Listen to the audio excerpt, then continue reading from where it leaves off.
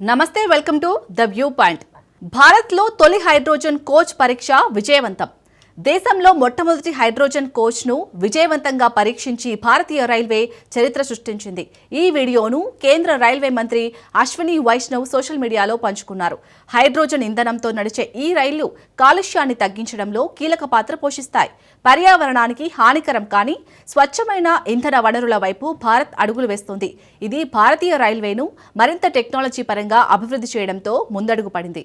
ఈ ప్రాజెక్టు విజయవంతం కావడం భారత్ని హైడ్రోజన్ ఆధారిత రైల్వే సాంకేతికతలో ప్రపంచ దేశాల సరసన అగ్రగామిగా నిలబెడుతుందని అశ్విని వైష్ణవ్ ట్వీట్ చేశారు.